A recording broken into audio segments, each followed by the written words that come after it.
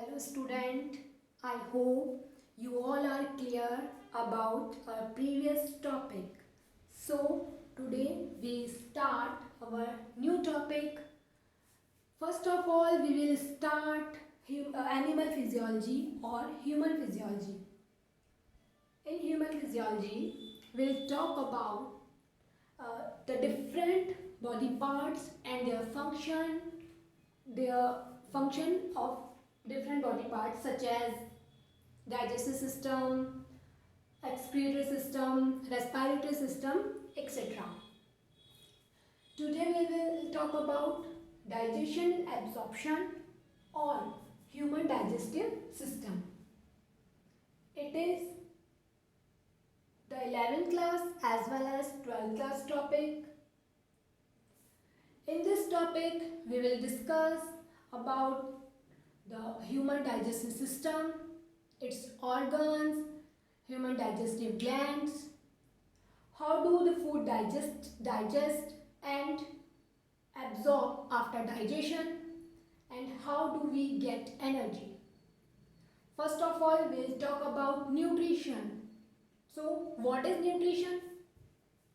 Nutrition is the sum of all those activities which are concerned with ingestion, digestion, absorption of digested food, oxidation of simple food to produce energy and ejection. It means nutrition वो है जो कि हम किसी भी food को, किसी भी चीज़ को इनटेक कर रहे हैं, इंजेक्शन, देन डाइजेशन, वो फूड हमारे बॉडी में जाकर डाइजेस्ट होता है. आफ्टर दैट डाइजेशन, जो डाइजेस्टेड फूड है उसे बॉडी में एब्जॉर्ब करना, उससे सिंपल फूड का ऑक्सीडेशन करके एनर्जी प्रोड्यूस करना, एट लास्ट जो फीकल मैटर है, जो वेस्ट प्रोडक्ट है, उसे बॉडी से रिमूव आउट कर देना. This is called nutrition. The materials required by the living organisms to sustain their life are called nutrients. और जिससे हमें ये सब चीज़ें एनर्जी मिल रही है, जो भी फूड हम इनटेक कर रहे हैं, उसे कहते हैं हम nutrients. And nutrients divided into 6 types: carbohydrate, proteins, lipids, minerals, vitamin, water. 6 parts में हमने डिवाइड किया है और इन सब से के बारे में हम ऑलरेडी अवेयर हैं. हमें पता है what is carbohydrate, what is protein, और इसे फूड में लेना कितना ज़रूरी है ये भी हम सब जानते हैं कि ये सारी चीज़ें किस तरीके से हमारे फूड के लिए ज़रूरी है. हमारे फूड में अगर किसी की भी डेफिशिएंसी है तो हमें कोई ना कोई डिजीज़ हो सकती है और हमें एनर्जी लॉस भी हो सकता है. तो और जब ये 6 एलिमेंट्स हमारी फूड में प्रेजेंट है तो हम उसे कंप्लीट फूड कहते हैं. कंप्लीट न्यूट्रिशन हमें इससे मिलता है: carbohydrates, proteins, lipids, minerals, vitamin and water. Now types of nutrition. Different जो ऑर्गेनिजम्स हैं वो डिफरेंट टाइप से फूड को इनटेक करते हैं, फूड प्रिपेयर करते हैं. तो यहाँ पर हम देखेंगे कि इनके कौन कौन से तरीके हो सकते हैं, किस तरीके से डिफरेंट ऑर्गेनिज्म फूड को लेते हैं, न्यूट्रिशन लेते हैं. Type of nutrition: autotrophic animals and autotrophic organisms and heterotrophic organisms. First, autotrophic. Auto means खुद से, ट्रॉफिक मीन्स फूड प्रोड्यूस, खुद से फूड प्रोड्यूस करने वाले एनिमल्स या organisms. Organisms synthesize the organic food compounds from inorganic compounds. हमेशा जो food prepare होता है वो इनऑर्गेनिक कंपाउंड्स को ऑर्गेनिक कंपाउंड में कन्वर्ट किया जाता है. ठीक है, तो कंपाउंड फ्रॉम इनऑर्गेनिक कंपाउंड्स, इसमें जो होते हैं इसको भी हम further divided into 2 parts: photo autotrophics and chemo ऑटोट्रॉफिक्स.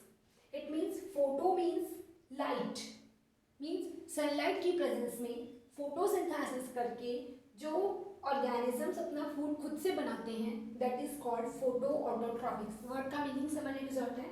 Photo means light,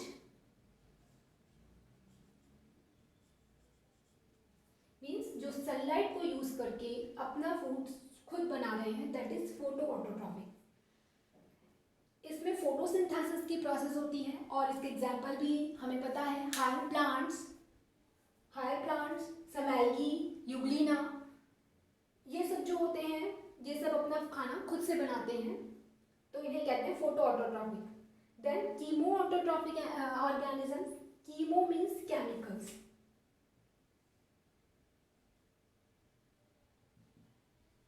means different chemicals को यूज करके अगर कोई ऑर्गेनिज्म अपना खाना खुद बना रहा है तो उसे कहते हैं कीमो ऑटोट्रॉफिक.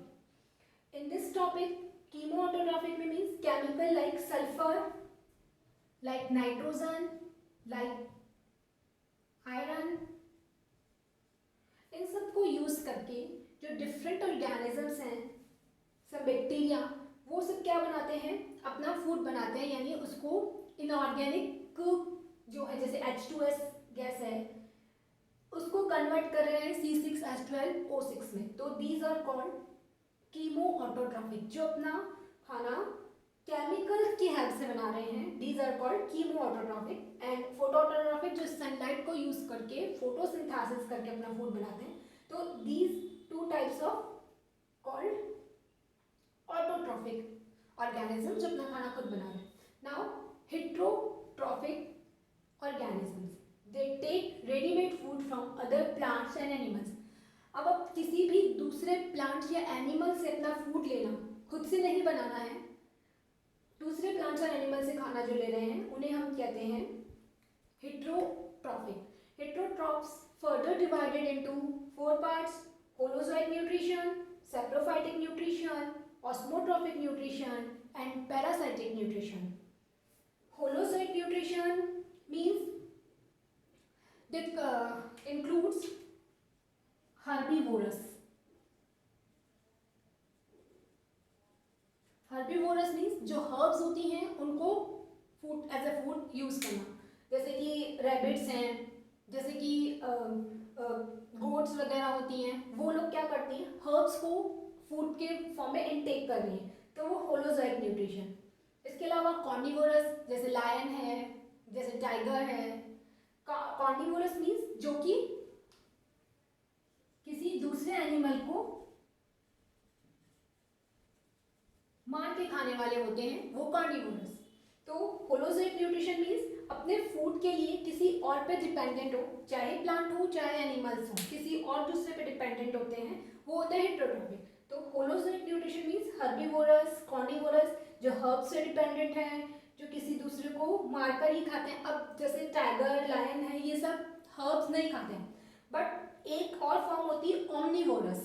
ओमनिवोरस मीन्स जो हर्ब्स के साथ साथ एनिमल्स को भी एज अ फूड यूज करते हैं.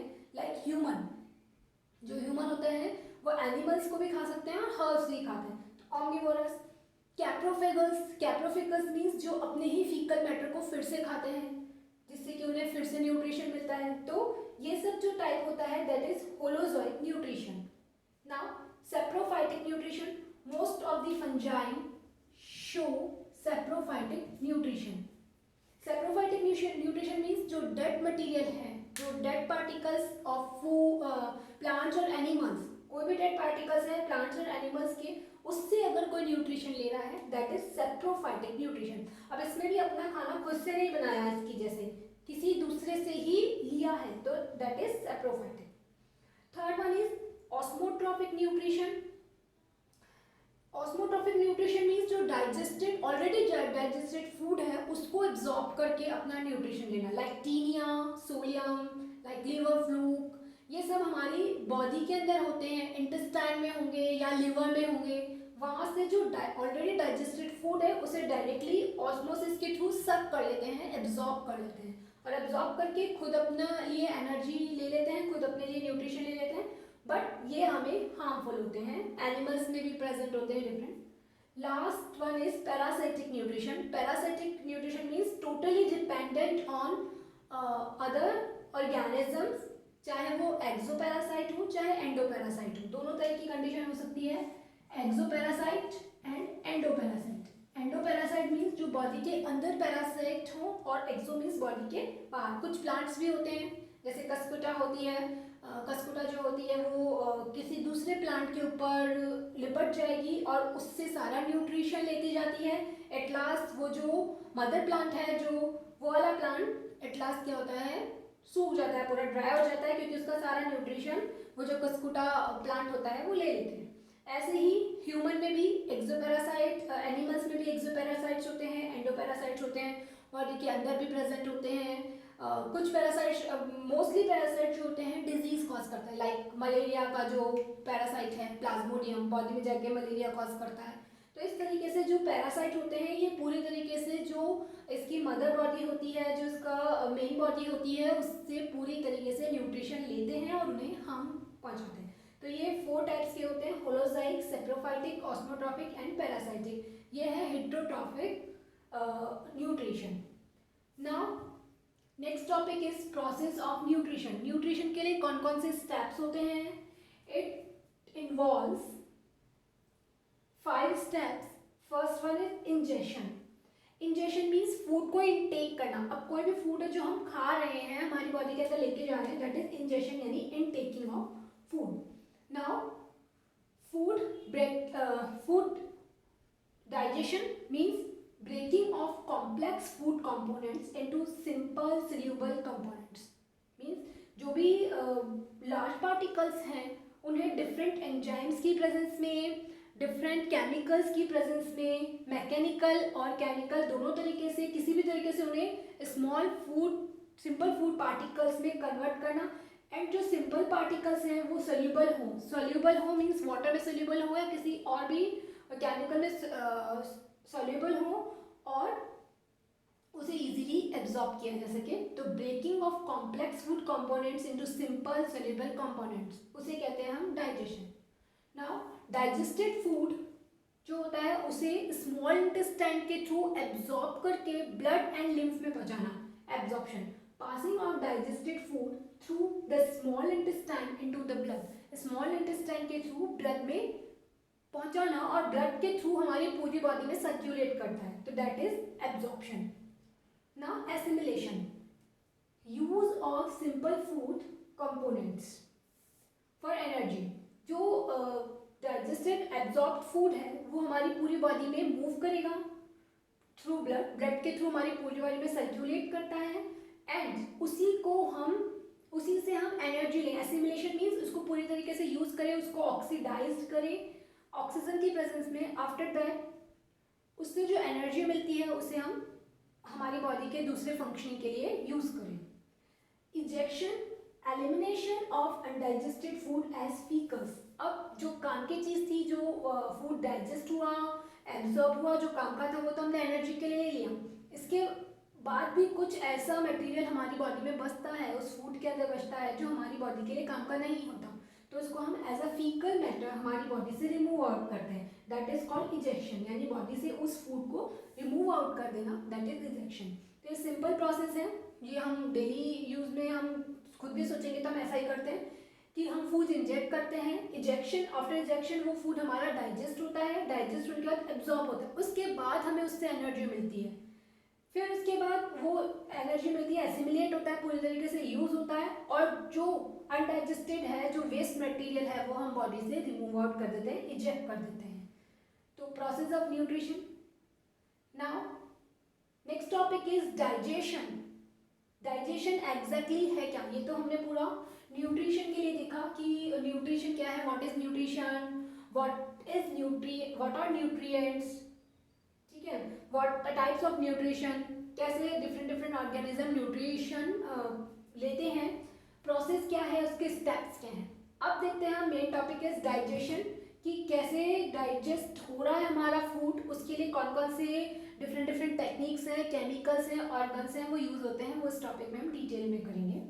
It is a catabolic process. Catabolic means, catabolism मैंने प्रीवियस क्लास में भी डिस्कस किया था। Catabolism means complex molecule convert into simple molecule, that this reaction is called catabolism। means जो complex molecule हैं, large molecule हैं, उनको small molecules में और we can say simple form में convert करना। it is a catabolic process by which non-diffusible complex molecules are changed into simple and absorbable biomolecules by the process of hydrolysis। hydrolysis means water remove out करके और water use करके, यानी H+ and OH- ions की form में। Hydrolysis man means water molecule की presence में और water molecule को यूज करके उसको उसके आयंस को यूज करके, तो this reaction is called hydrolysis. तो it is a catabolic process by which non diffusible complex biomolecules means जो मॉलिक्यूल पहले डिफ्यूज नहीं हो रहे थे, सॉल्यूबल नहीं थे, वो इजीली सॉल्यूबल नहीं और एब्जॉर्ब नहीं हो पा रहे थे, कॉम्प्लेक्स बहुत complex biomolecules like carbohydrate, like protein, lipids, इनके लार्ज मॉलिक्यूल्स से उनको इसके सिंपल फॉर्म में कन्वर्ट करना एंड एब्जॉर्बल बायोमॉलिक्यूल्स, और इस फॉर्म में ले आना कि ये इजीली ब्लड के थ्रू एब्जॉर्ब हो जाए by the process of hydrolysis. It involves both mechanical and chemical action. What is mechanical and chemical action? What is mechanical action?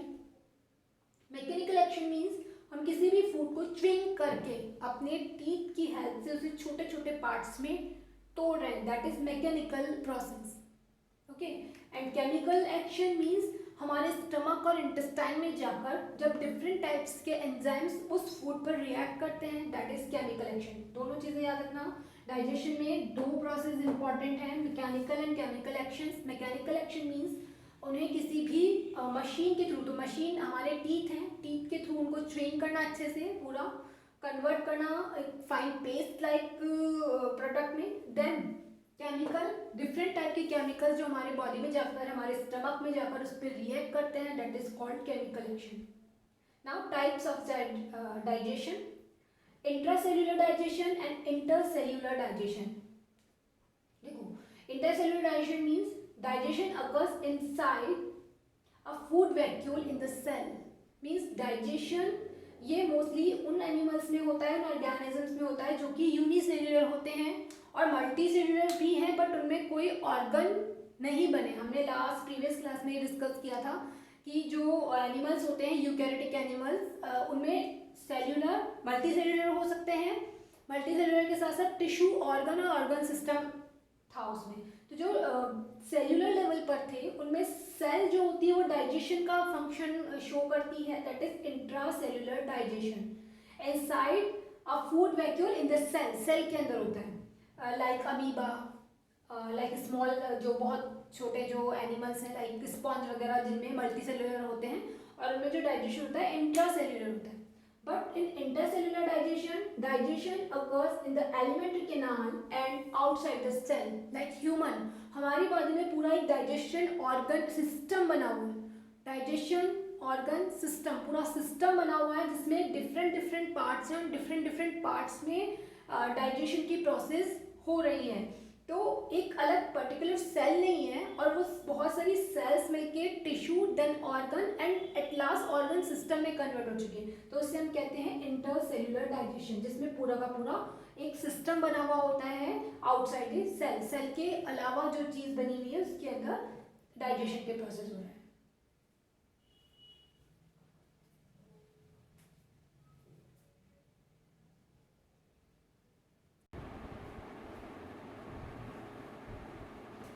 Now, next topic is human digestive system.